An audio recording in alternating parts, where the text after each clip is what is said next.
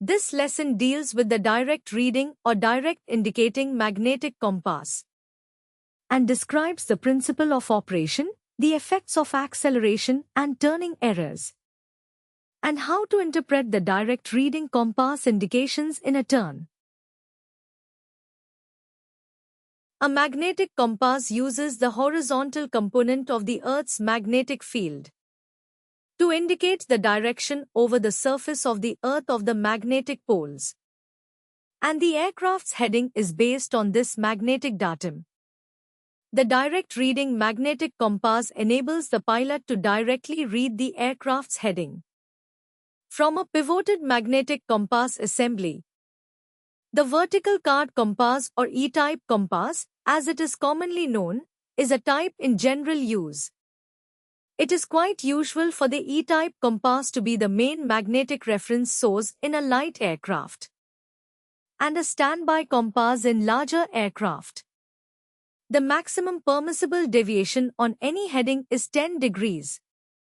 The E-type compass consists of a circular compass card attached directly to the magnet assembly, which is suspended in liquid within a compass ball. A vertical rubber line on a glass window in the compass casing enables the heading to be read off the compass card. Later in the lesson we will try turning onto a heading using the E-type compass to see how it works in practice. In the meantime, we need to consider the three basic properties a direct reading compass must possess. They are horizontality, sensitivity, and a periodicity. Let's look at each one in turn. It is the horizontal or edge component of the Earth's magnetic field, which enables the compass magnets to positively align themselves with the Earth's magnetic field in a north-south direction. The Earth's magnetic field will only be horizontal, however, along the eclinic line or magnetic equator. Even in mid-latitudes, lines of magnetic force in the Earth's magnetic field dip significantly below the horizontal. A freely suspended magnet assembly would follow the angle of dip. So to counteract this effect, the magnet assembly is pendulously suspended. A non-pendulously suspended magnet would take up the inclination of the local dip, like this. By suspending it from above, on a sharp pin sitting in a smooth hard cup, we displace the center of gravity from the center. This produces a self-leveling mechanism. The center of gravity will seek the lowest point. This means that the tilting effect caused by the vertical or Z component of the Earth's magnetic field is opposed by the weight of the magnet assembly, and the tilt or dip will be greatly reduced. Unfortunately, as we shall see later, this solution introduces new problems called turning and acceleration errors, which we will discuss shortly. The sensitivity of a magnetic compass is its ability to accurately point to magnetic north. Two factors will affect this. The first is the strength of the Earth's magnetic field. The second factor is the pole strength of the compass needle or assembly. The weak magnetic field of the Earth cannot be altered, so to increase the sensitivity of the compass, multiple short magnets with a high degree of magnetism are incorporated into the magnet assembly. Sensitivity is further increased by reducing friction, and this is achieved in three ways. The first is to use an iridium-tipped pivot in a jolt cup. The second is the lubricating effect on the pivot by the liquid which fills the compass ball. And thirdly, the liquid in the compass ball helps reduce the effective weight of the magnet assembly, as liquid is denser than air. A periodicity is a measure of how quickly the magnetic compass settles down to accurately point towards north again after being displaced. Any oscillations of the compass needle around magnetic north must be damped out or substantially reduced, and this is achieved in two ways. The first is the use again of multiple short magnets in the assembly. In this way, the mass of the magnet assembly is kept near the center of the unit, which reduces the moment of inertia. The second way is the use of liquid in the compass ball. This acts as a damping agent. However, when using liquid in this way, there are two other issues to consider. The first is that liquid may expand or contract as temperature changes, and this can be overcome by incorporating an expansion chamber. The second issue is that of liquid swirl, and this occurs as a result of the viscosity of the liquid. During a turn, the liquid in contact with the inside of the compass ball tends to be dragged around with the ball. Therefore, the liquid tends to swirl in the same direction as the aircraft's turn and drag the magnetic assembly with it in the same direction. This results in the compass indicating an incorrect reading during a turn. Use the replay facility to become familiar with the effect of liquid swirl. Turning and straight line acceleration errors can be quite substantial in the direct reading compass. So we would devote the rest of the lesson to these errors and how we deal with them. Starting with errors resulting from straight line or linear acceleration. So to begin, let's look at the effect of a straight line or linear acceleration on the compass reading. And then we will look at why the effect arises. Let's accelerate an aircraft on a heading of due west, or 270 degrees, in the northern hemisphere. Watch the compass heading, and we can see that as the aircraft accelerates, the compass tells us we are turning to the right, even though the aircraft's true track has remained in a straight line. Now let's look at the reason why this error occurs. Linear acceleration errors occur in direct reading magnetic compasses because the magnet assembly is pendulously suspended. If the center of gravity of the compass assembly is not directly beneath the pivot point, as we can see in the diagram here, a couple will be set up between the direction of acceleration and inertia acting through the center of gravity, which results in a turning moment. As magnetic dip causes the pivot point and the center of gravity to become misaligned, it follows that where a turning moment can be created by magnetic dip, a turning error will occur. Let's look again then with the help of our diagrams at an acceleration on a heading of due west, or 270 degrees, in the northern hemisphere. Because of dip, we can see that the end of the magnet, which is attracted to the nearest terrestrial magnetic pole, in this case the North Pole, hangs down below the horizontal.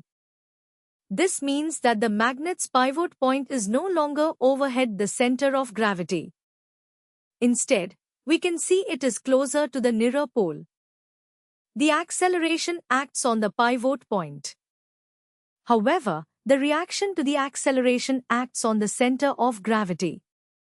This produces a turning moment or couple, which causes the compass needle to rotate, even though the aircraft is not turning. It is worth noting that where magnetic dip occurs, regardless of which hemisphere we are in, an acceleration always results in an apparent turn towards the nearest magnetic pole. In deep acceleration, the opposite rules apply, and deep acceleration always results in an apparent turn towards the magnetic equator. Whenever magnetic dip occurs, it follows also that except for a small amount of liquid swirl effect in turns, there will be no acceleration errors at the magnetic equator.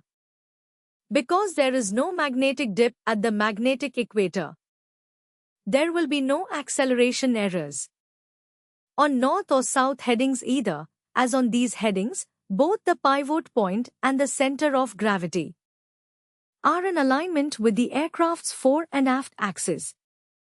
Let's look at turning errors now. Apart from the small error caused by liquid swirl, a turning error is an acceleration error. as any turn is effectively an acceleration in the direction of the turn. The basic theory is therefore the same as that for linear acceleration errors. Remember that acceleration errors occur where there is significant magnetic dip. Turning errors are maximum when turning through north or south. The error increases with magnetic latitude because magnetic dip increases. If liquid swirl is ignored, the errors will be zero when turning through east or west. Turning errors are usually more significant than linear acceleration errors for the following reasons. Turns are generally of greater magnitude, which results in a greater displacement of the magnet assembly. Turns occur more often and are likely to last longer than linear accelerations. Let's look at some actual examples of turning errors.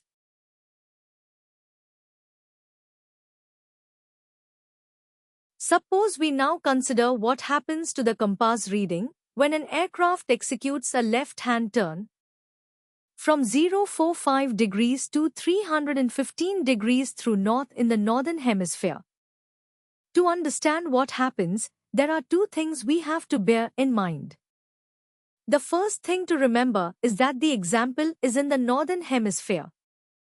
And so the red end of the magnet will hang down below the horizontal because of magnetic dip. The pivot point of the magnet assembly will not therefore be over its center of gravity. Instead, it will be nearer the red end of the magnet. During the turn, the magnet will be dragged to the left by the pivot point, while inertia will react through the center of gravity. As these forces are not in line with each other, a couple is created, which causes an anticlockwise turning effect, moving the red end of the magnet to the left and the blue end of the magnet to the right, as we look at it here. The second thing we have to bear in mind, and this is fundamental to our understanding of turning errors, is that the compass rose card is orientated to enable the pilot to read the aircraft's heading directly from the compass card.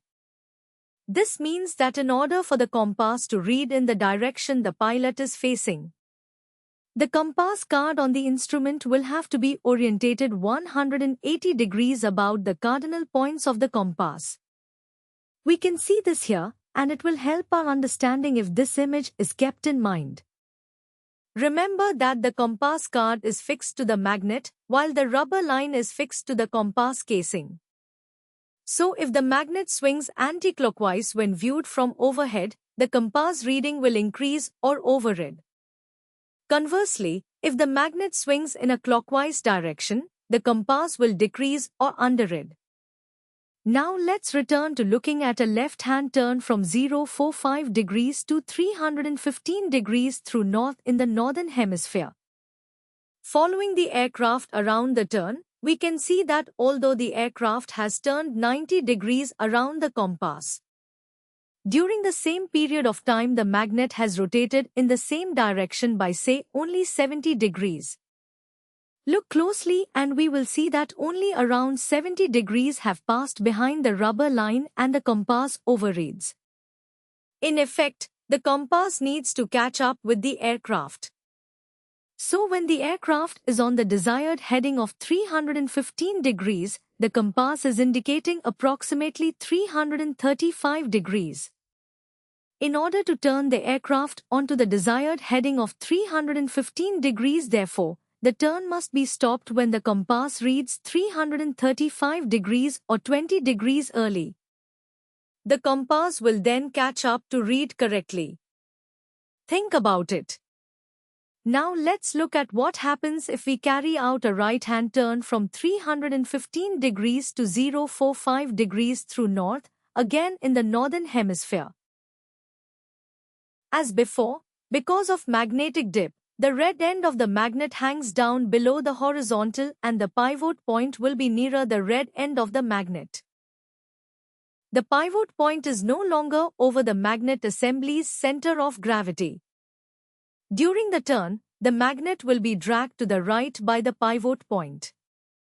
However, the inertia will react through the center of gravity. As these forces are not in line, there will be a couple causing a turning effect, moving the red end of the magnet to the right. Although the aircraft has turned 90 degrees around the compass, the magnet has been rotated in the same direction by a small amount, say 20 degrees. We have only seen 70 degrees pass behind the rubber line and the compass under reads.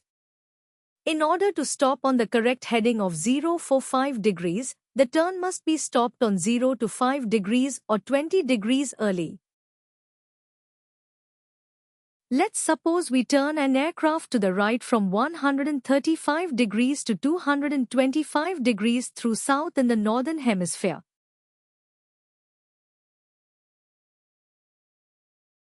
Once again, because of magnetic dip, the red end of the magnet hangs down from the horizontal, and as before, the pivot point will be nearer the red end of the magnet. The pivot point is no longer over the magnet assembly's center of gravity. During the turn, the magnet will be dragged to the right by the pivot point. However, the inertia will react through the center of gravity. As these forces are not in line, the couple created causes a turning effect, moving the red end of the magnet to the right. If the result of this is difficult to envisage, remember that we are now facing in a southerly direction in the northern hemisphere. Although the aircraft has turned 90 degrees around the compass, this time the magnet has been rotated in the opposite direction by a small amount, say 20 degrees. We see 110 degrees of heading change briefly and the compass overreads. In order to stop on the correct heading, the turn must be stopped when the compass reads 245 degrees or 20 degrees late.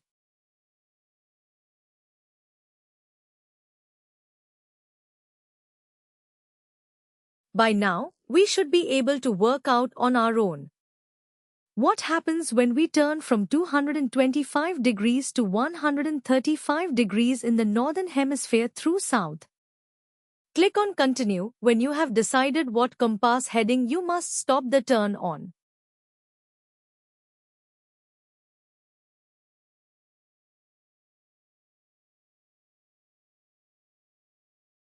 The answer is that we are turning left and we should stop the turn when the compass reads approximately 115 degrees, or in other words 20 degrees late.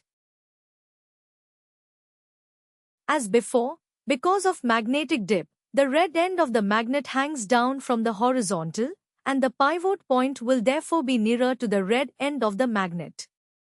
The pivot point is no longer over the magnet assembly's center of gravity. During the turn, the magnet will be dragged to the left by the pivot point.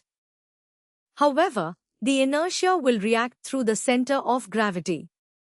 As these forces are not in line, the couple created will cause the red end of the magnet to move to the left. As with the turn to the right from 135 degrees to 225 degrees, we should stop the turn late. As a general guide to how soon or how late to stop a turn, it is worth noting that for a rate 1 turn, the turning error will be approximately 20 degrees. Rate 1 turns are commonly used in instrument flight, and in a rate 1 turn it takes 2 minutes to turn through 360 degrees. For a rate half turn, allow a turning error of 10 degrees, and for a rate to turn, allow a turning error of 30 degrees.